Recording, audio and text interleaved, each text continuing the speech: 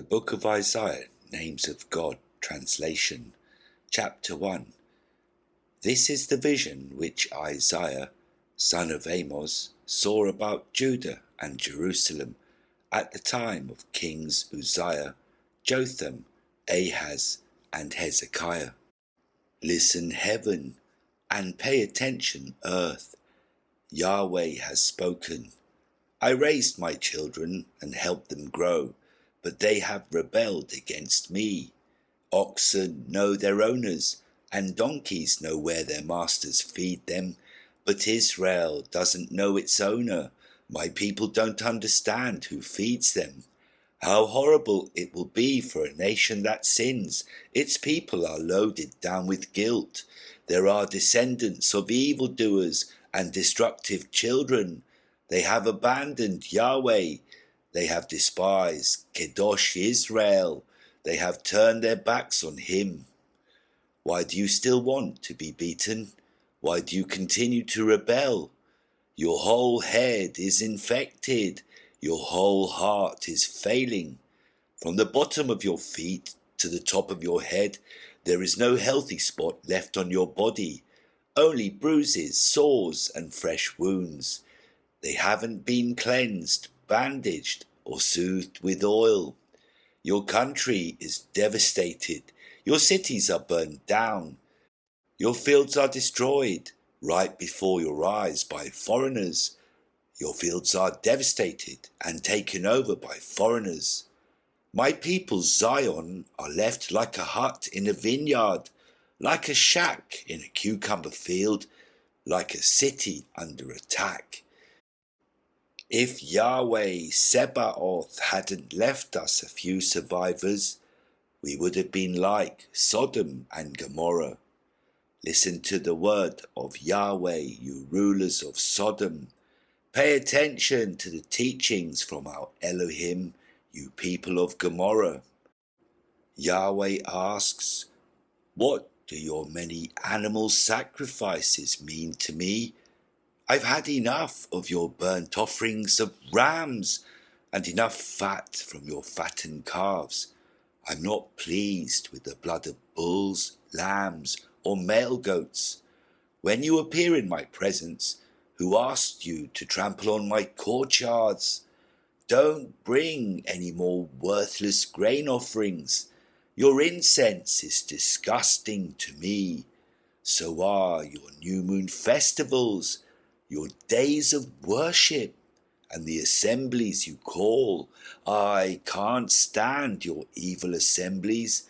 I hate your new moon festivals and your appointed festivals. They've become a burden to me, and I'm tired of putting up with them.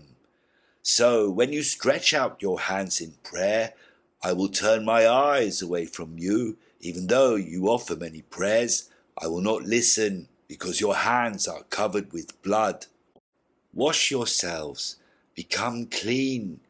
Get your evil deeds out of my sight. Stop doing evil. Learn to do good. Seek justice. Arrest oppressors. Defend orphans. Plead the case of widows. Come on now, let's discuss this, says Yahweh.